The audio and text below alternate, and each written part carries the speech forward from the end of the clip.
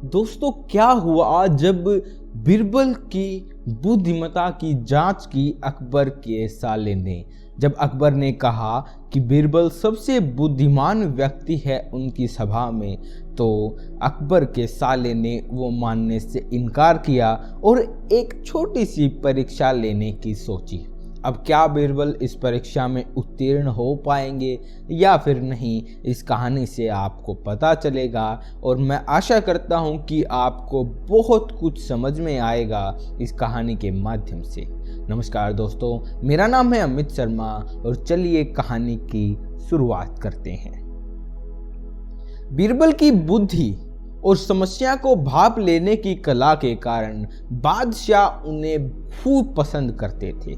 इसी कारण से दूसरे लोग बीरबल से उतना ही जलते भी थे। इस जलने वालों में से एक अकबर का साला भी था। वो हमेशा से ही बीरबल को मिला हुआ खास स्थान लेना चाहता था। बादशाह जानते थे कि बीरबल जैसा कोई और नहीं हो सकता। वो अपने साले को भी ये बात समझाने की कोशिश करते थे, लेकिन उनका साला हमेशा कहता था कि वो भी काफी बुद्धिमान है। इन सब बातों के कारण हर बार बादशाह के मन में कुछ आता था कि अब ये ऐसा नहीं मानेगा, इसे कुछ कार्य देकर ही समझाना पड़ेगा। तभी अकबर ने अपने साले से कहा कि तुम अपने दिमाग और सूझबूझ से इस कोयले की बोरी को सबसे ज्यादा लालची सेठ दमड़ी लाल को बेच कर आओ। अगर तुमने ऐसा कर दिया तो मैं तुरंत तुम्हें बीरबल की जगह दे दूंगा। यह बात सुनकर अकबर का साला हैरान हुआ, लेकिन उसे बीरबल की जगह चाहिए थी। इसी सोच के साथ वो कोयले की बोरी लेकर सेठ के पास पहुंचा। सेठ ऐसे ही किसी भी बातों में आने वाला नहीं था, इसलिए उसने उसे खरीदने से मना कर दिया। अब उसका उदास चेहरा अकबर का साला महल लेकर लौट आया। उसने कहा कि मैं इसे नहीं बेच पाया। इतना सुनते ही बादशाह ने बीरबल को अपने पास बुलाया। उन्होंने अपने साले के सामने ही बीरबल से कहा कि तुम्हें सेठ दमड़ी लाल को यह कोयले की बोरी बेचनी है।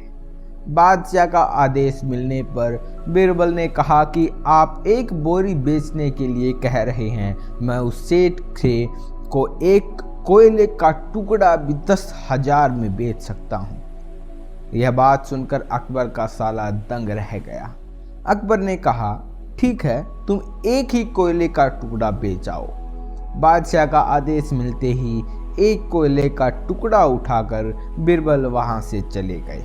उन्होंने सबसे पहले एक मलमल के कपड़े का कुर्ता अपने लिए सिलवाया और फिर उसे पहनकर अपने गले में हीरे मोती की मालाएं डाल ली और महंगे दिखने वाले जूते भी पहन लिए। इतना सब करने के बाद बीरबल ने उस कोयले के टुकड़े को सुरमा यानी काजल की तरह बारीक पिसाकर एक कांच की डिब्बी में डलवा लिया। इसकी भेस में वो महल के मेहमान घर में आए। फिर बीरबल ने एक इश्तिहार दिया कि बगदाद में एक जाने माने शेख पहुंचे हैं जो जादुई सुरमा बेचते हैं।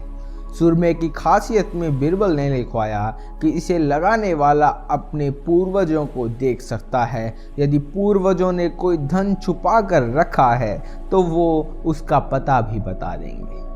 इस इश्तिहार के सामने आते ही पूरे नगर में बीरबल के शेख रूप और चमत्कारी सूरमे की ही बात होने लगी। सेठ दमड़ी लाल तक भी यह बात पहुंच गई। उसके मन में हुआ, जरूर मेरे पूर्वज ने धन गाड़ रखा होगा, मुझे तुरंत शेख से संपर्क करना चाहिए। इतना सोचकर दमड़ी लाल शेख बने बीरबल के पास पहुंचे। बीरबल ने जानबूझकर उन्हें पहचाना नहीं। सेठ ने शेख से कहा, मुझे सुरमे की डिब्बी चाहिए। शेख ने जवाब दिया, बिल्कुल लीजिए, लेकिन एक डिब्बी की कीमत 10,000 रुपये है। सेठ काफ़ी चालाक था। उसने शेख से कहा कि मैं पहले सुरमा आंखों पर लगाना चाहता हूँ, उसके बाद पूर्वजों के दिखने पर ही मैं 10,000 दूंगा। शेख बने बीरबल ने कहा, ठीक है, आपको ऐसा करने की इजाज़त है, बस आपको सूरमे की जांच करने के लिए चौराहे पर चलना होगा। चमत्कारी सूरमे का करिश्मा देखने के लिए वहां लोगों की भीड़ लग गई। तब बीरबल बने शेख जोर जोर से कहने लगे, इस चमत्कारी सूरमे को सेठ जी लगाएंगे।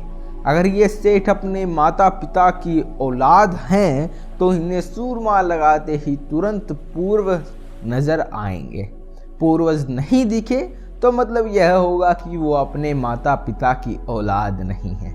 असली औलादों को ही यह सूरमा लगाने पर अपने पूर्वज नजर आते हैं। यह सब कहने के बाद शेख ने सेठ के आंखों पर सूरमा लगा दिया और कहा कि आंखें बंद कर लो। सेठ ने आंखें बंद तो की, लेकिन उसे कोई भी नहीं दिखा। अब सेठ के मन में हुआ कि मैंने यह कह दिया कि मुझे कोई नहीं दिखा तो भारी अपमान हो जाएगा। इज्जत को बनाए रखने के लिए सेठ ने आंखें खोली और कहा कि हाँ, मुझे अपने पूर्वज दिखाई दिए। इसके बाद गुस्से में लाल सेठ ने बीरबल के हाथ में 10,000 रुपये थमा दिए। अब खुश होते हुए बीरबल महल चले गए। उसने कहा कि लीजिए बादशाह, एक कोयले के 10,000 रुपये और सारा किस्सा सुना दिया। यह देखते ही बादशाह का साला मुंह बनाकर महल से चला गया। उसके बाद से उसने कभी भी बीरबल की जगह लेने की बात अकबर से नहीं की। कहानी से क्या सीख मिलती है? कहानी से यह सीख मिलती है कि किसी से ईर्ष्या नहीं करनी चाहिए और अपनी काबिलियत को साबित करने के लिए बुद्धि का उपयोग करना बेहद ज़रूरी है। यहाँ बीरबल ने अपनी काबिलियत दिखाई और ऐसे जाल में सेठ को फंसाया कि वह सेठ 10,000 रुपये देने ही उसको पड़े। दोस्तों, अपने जीवन में बहुत बार ऐसी दुविधाएं आएंगी जब आपको अपना दिमाग यूज़ करना होगा, और भगवान ने दिमाग यूज़ करने के लिए दिया है तो आप दिमाग को यूज़ ज़रूर करें। अभी आपको भगवान ने हाथ भी दिए हैं, और हाथ इसलिए दिए हैं कि आप किसी के काम को अप्रिशिएट कर सकें।